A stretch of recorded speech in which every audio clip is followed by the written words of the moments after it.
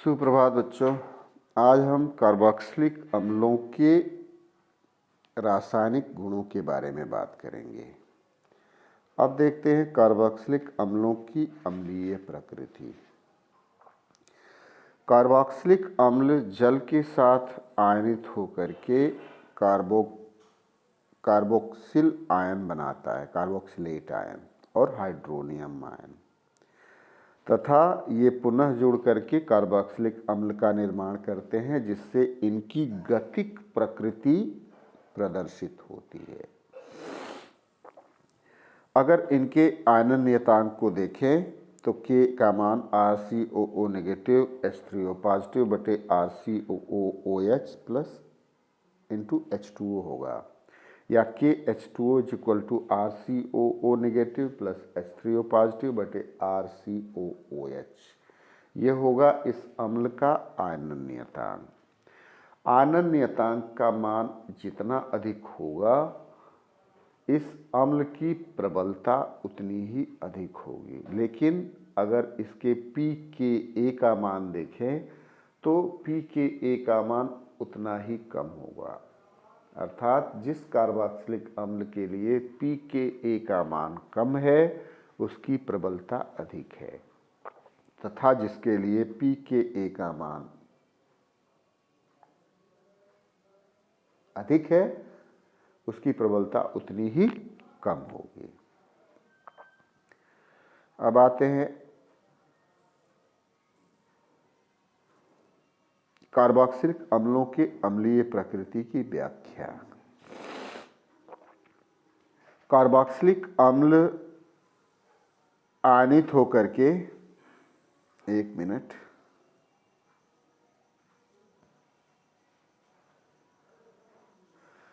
ये आयनित होते हैं। इलेक्ट्रॉनों का चूंकि स्थानांतरण होता है तो ये बनाते हैं RCOO, ऊपर नेगेटिव हो गया नीचे पॉजिटिव हो गया।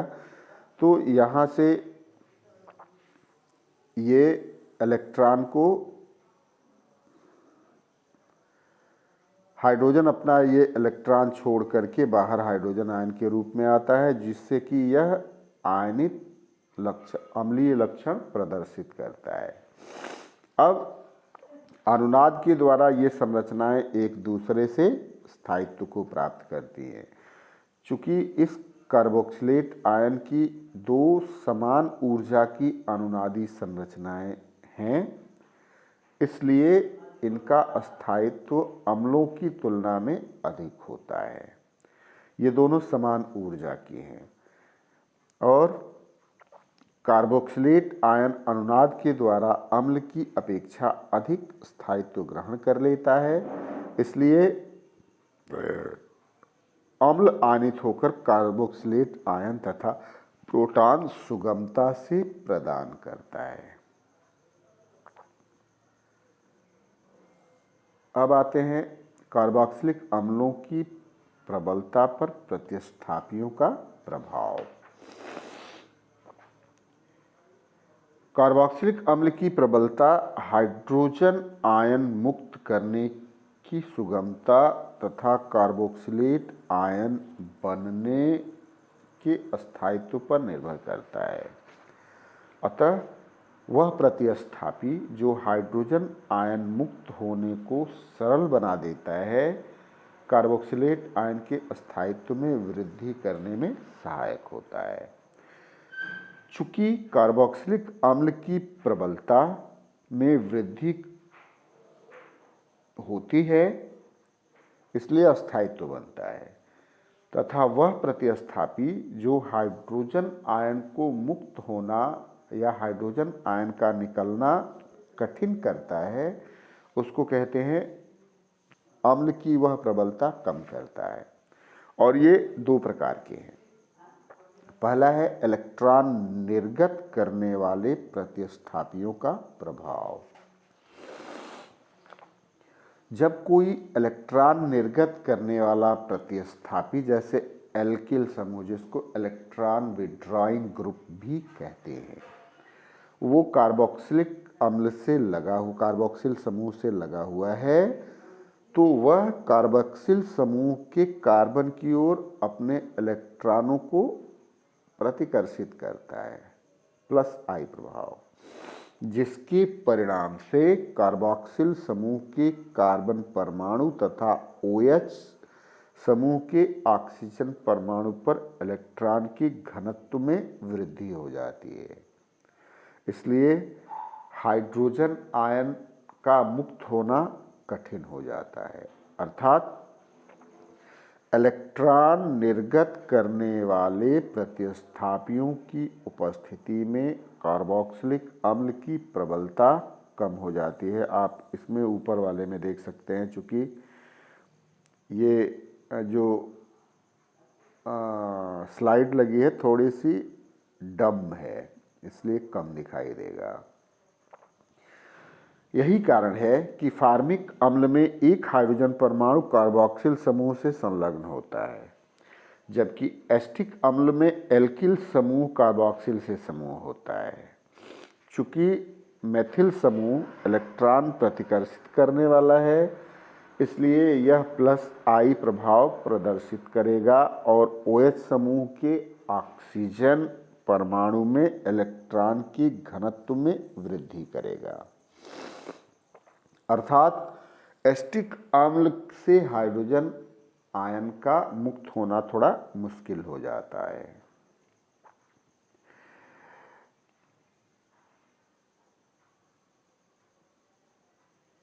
अर्थात CH3COO- आयन HCOO- आयन की तुलना में कम स्थायी होता है। तो इनकी जो प्रबलता है वो सबसे अधिक फार्मिक अम्ल की होगी, उसके बाद एसिटिक अम्ल की होगी, उसके बाद प्रोपियानिक अम्ल की होगी, फिर आइसोब्यूटेरिक अम्ल की होगी और लास्ट में ट्राइमेथिल एस्टिक अम्ल की। जितने एल्किल समूह बढ़ाते जाएंगे वैसे उतने ही इनका स्थायित्व बढ़ता जाएगा और प्रबलता घटती जाएगी। अब इलेक्ट्रॉन खींचने वाले प्रतिस्थापियों का प्रभाव।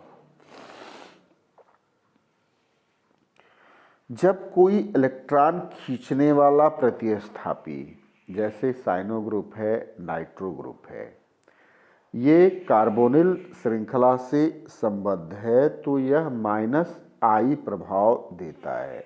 ये थोड़ा सा क्लियर है। और इस स्थिति में OH समूह के ऑक्सीजन परमाणु के इलेक्ट्रॉन को खींचता है, जिससे ऑक्सीजन पर इलेक्ट्रॉनिक घनत्व घट जाता है और OH बंध दुर्बल हो जाता है, जिससे हाइड्रोजन का मुक्त होना आसान हो जाता है। अब इलेक्ट्रॉन खींचने वाले जो प्रतिस्थापी हैं उनकी उपस्थिति में कार्बोक्सिलिक अम्ल की प्रबलता में वृद्धि हो जाती है। यहाँ पे अगर हम देखें तो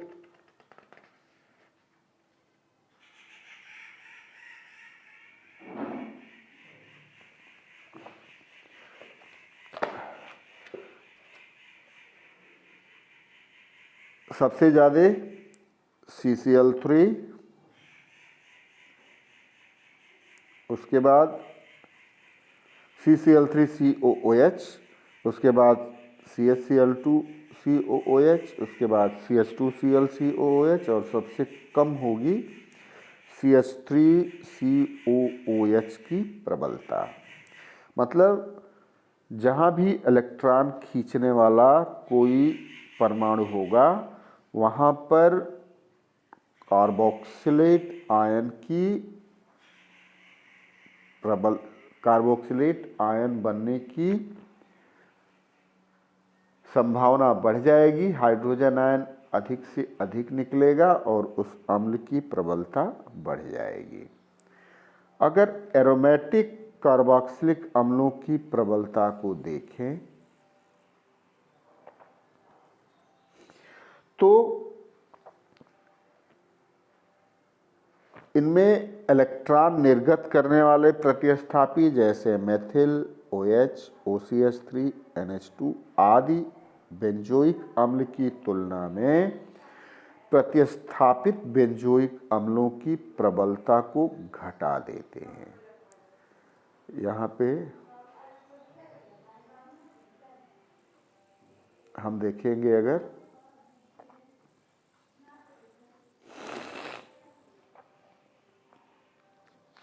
मेथिल और OH, इसमें बाएं से दाएं पर इनकी प्रबलता घटती है। पहला है बेंजोइक एसिड, दूसरा है पैराटॉलुइक एसिड और तीसरा है पैराहाइड्रोक्सी टॉलुइक एसिड। आगे है इलेक्ट्रॉन खींचने वाले प्रतिस्थापी जैसे Cl, NO2, SO3H। ये बेंजोइक अम्ल की तुलना में प्रतिस्थापित बेंजोइक अम्लों की प्रबलता में वृद्धि करते हैं। आप देख लो, यहाँ पहला पैरा नाइट्रोबेंजोइक एसिड है, दूसरा पैराक्लोरोबेंजोइक एसिड है और तीसरा बेंजोइक एसिड है। इनकी प्रबलता भी क्रमशः बाएं से दाएं की तरफ बढ़ रही है। pKa का मान पहले के लिए 3.43, अगले के लिए 3.98 और अगले के लिए 4.2। pKa का मान बढ़ रहा है, इसलिए इनकी प्रबलता घटेगी।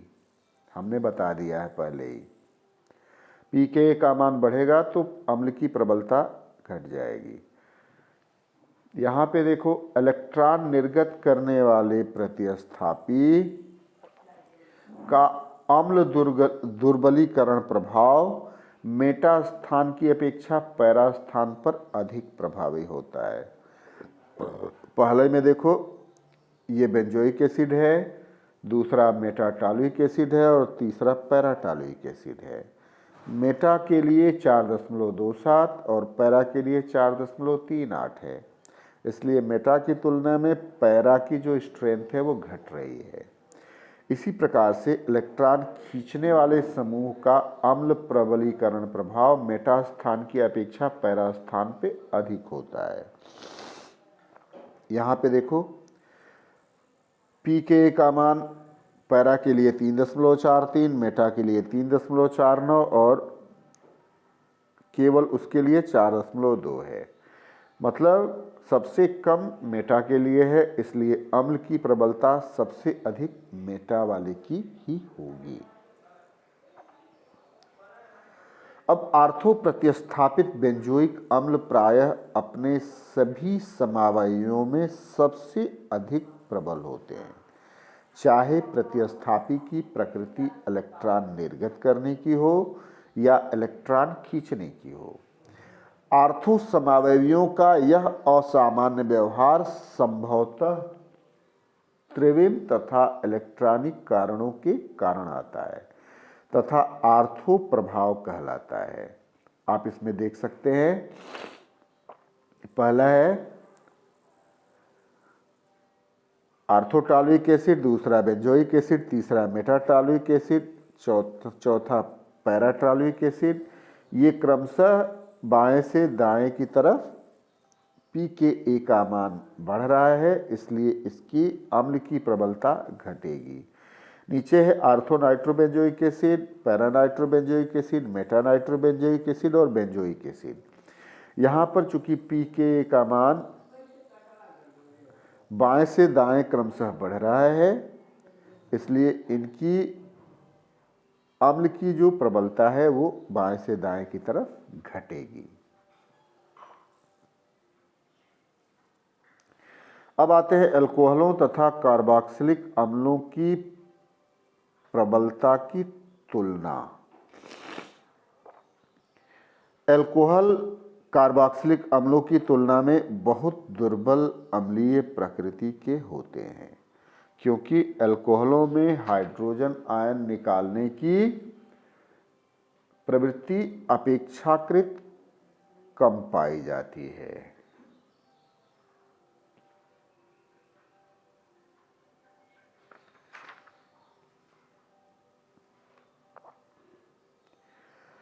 इनको अगर देखें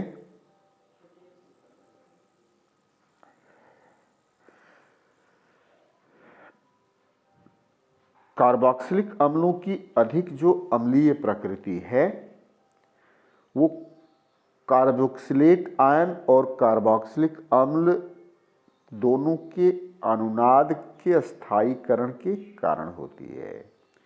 कार्बोक्सिलेट आयन कार्बोक्सिलिक अम्ल की तुलना में अधिक अनुनाद के द्वारा स्थायी हो जाता है, इसलिए हाइड्रोजन आयन मुक्त करके स्थायी कार्बोक्सिलेट आयन बनाता है। इसके विपरीत एल्कोहल अणु न ही एल्कोक्साइड आयन को स्थायित्व प्रदान कर पाता है या एल्कोक्साइड आयन एल्किल समूह को इलेक्ट्रॉन प्रतिकर्षित प्रकृति के कारण अस्थायी कर देता है।